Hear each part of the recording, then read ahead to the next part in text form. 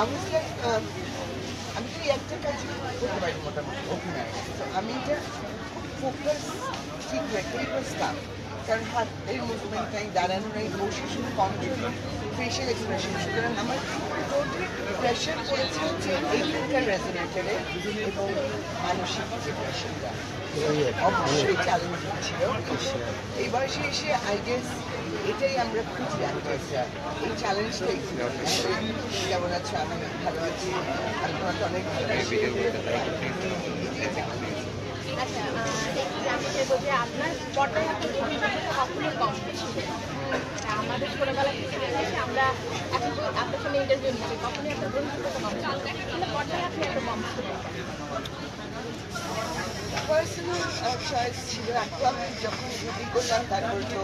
Like আমার লেখাপড়া শেষ করতে হবে, পাস করতে হবে, তো ওটা আমার লাইফ ফোকাস ছিল তখন লেখাপড়াটা। আর আমি আসলে একদম অন্তর থেকে একটু কথা বলি, চলচ্চিত্র যাদের প্রফেশন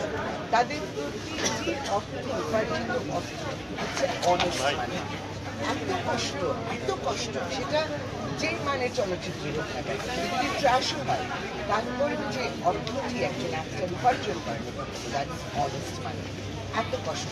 আমি ওর বয়সে মনে হচ্ছিল আমার যে আমি এত কষ্ট করতে রাজি না, তবে একদম অনেস্ট কনফেশন আমি এখন দাঁড়িয়ে জানি যে আমার একটু কষ্ট করার উচিত ছিল, আমার ফিল্মটা করার উচিত ছিল, আর একটু করার উচিত ছিল। হ্যাঁ, একটা হিন্দি একটা নয়নের আলো যে ছবিগুলো ভীষণভাবে মানুষকে নানা কিছু মাঝখানে কিন্তু আমি যথেষ্ট কমার্শিয়াল সাকসেস করছি, হাত ধরে যথেষ্ট সাকসেসফুল কমার্শিয়াল ওই একই ঘটনা। যে আপনার এমন কোনো নির্দিষ্ট জায়গা ছিল যেটা তিনি করতে পারেননি, বা কোনো কমপ্লেন আছে যে এই জায়গাটা আপনি আরো ভালো করতে পারেন বা ভালো কিছু করার সম্ভব ছিল? আমি ডিরেক্টর অ্যাক্টর, সেটা বা অর্গানাইজ হোক বা অনিমেষ হোক, বা একদম গতকাল ডিরেকশন দিতে এসেছি নিয়ে গেছে জাজমেন্ট করে আমি কনভিন্স হয়ে কাজটা করতে পারছি, সে যখন ডিরেক্টর সে ডিরেক্টর, আমি কখনোই সেখানে গিয়ে ইম্পোজ করি না, বা আমি তাকে তার সম্মান দিয়ে তার জায়গাটা ছেড়ে দেয়, কারণ চায় ফিল্মে সবসময় ডিরেক্টর। আচ্ছা, আপনি গোবিন্দকে আজকে দেখলেন, আপনার কাজটা যখন আপনি পর্দায় দেখলেন মানে কতটা ভালো লাগলো? আচ্ছা, এইটা একটা আমি একটু শেয়ার করি, যেটা ইন্টারেস্টিং, সেটা হচ্ছে আমি এই কাজটাই একদম এবং এই কাজটা করতে গিয়ে আমার দীর্ঘ সময় ফ্যামিলির থেকে দূরে থাকতে হচ্ছে, ভালোবাসার মানুষের থেকে দূরে থাকতে হচ্ছে, দিনের পর দিন অক্লান্ত পরিশ্রম করি আমি এই কাজটার পিছনে। So at the end of the day আমি মনে করি যে কাজটি অ্যাবভ অ্যাভারেজ, এবং আমি দেখতে অপছন্দ করি না কখনো। আমি সরি, আমি কনফিডেন্ট সাউন্ড করছি না, কারণ এতদিন ধরে কাজটি করার পর আমার যদি স্ক্রিনে দেখে মনে হয় না এটা ঠিক হয়নি, তাহলে এই কাজটি আমার করা উচিত। আমি পর্যন্ত আমি হয়তো বলতে পারি যে আমি ডিফারেন্টভাবে করতাম, কিন্তু না হয়নি জায়গা আমার হয় না। আজকে একটু জানতে চাইবো যে অভিনয় শিল্পী হিসেবে আপনার বছরটা অনেক লম্বা, অনেক দিন, সেই জায়গায় শ্রদ্ধায় প্রবীণ ডিরেক্টর এখনো নন, তো আপনি ওনাকে কত নম্বর? আমি ডিরেক্টরকে অনেক আগে আমি যখন রংসাম্পের সময় তাদের সাথে পরিচয়, এবং পরবর্তীতে বহিয়ে সীমান্ত পিঞ্জর এগুলো 375 পর্ব, 180 পর্ব, 200 পর্ব কাজ করে সিঙ্গল কেস, প্রচুর টেলিফিল্ম, ওই সৌদকে তখনই আমার 100তে 100 দেওয়া আছে। গহীন বালুচরে এসে আমি সৌদকে দিব 100তে 90। সেটা কেন সেটা আমি ক্যামেরায় বলবো না, সেটা আমি সৌদ করেছি। খুব প্লেব্যাক করা করে সিনেমা আপনি হচ্ছে সরাসরি দর্শক সাহিত্যে বসে দেখলেন, কেমন লাগলো সিনেমাটাতে? আপনার গানটা দিয়ে সিনেমাটা নিয়ে প্রথমে কত গানটা দিয়ে প্লেব্যাক, আচ্ছা সিনেমাটা নিয়ে এমন থাকে বলে কারণ একটা প্রেসটা আছে।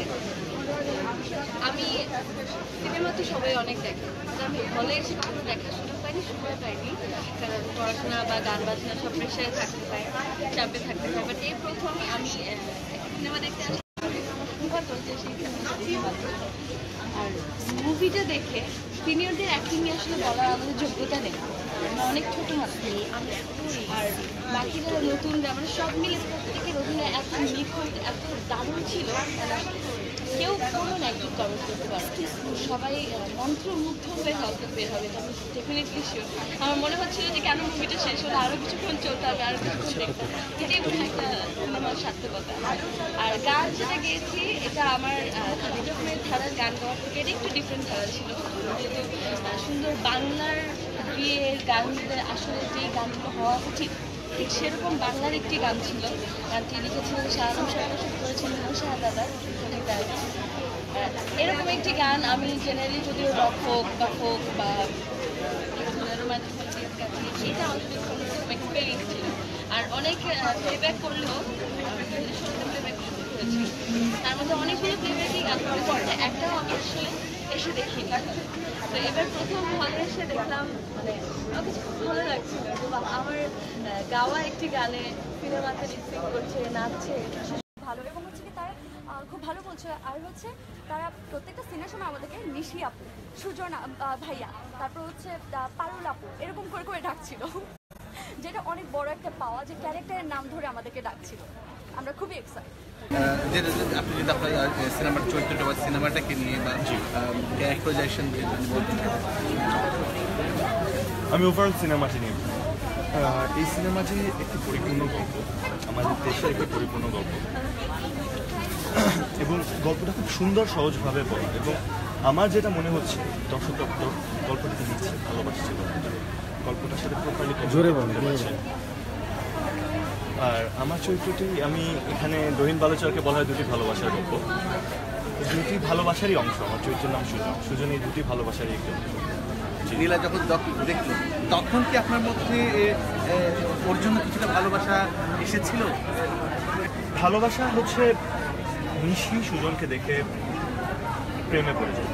নিশি প্রথম থেকেই জানতো যে সুজনের সাথে তার বিয়ে হতে যাচ্ছে সে একটা স্বপ্নের জগৎ নিজস্ব একটা জগৎ তৈরি করবে সুজনের জন্য সুজন অনেক কিছুর মাঝেই থাকে আসলে শুধু ভালোবাসা না তার রেসপন্সিবিলিটিস থাকে গল্পে চটটি দেখি চটটিকে নিয়ে আলটিমেটলি আর সুজনের তো একটা সম্পর্ক থাকে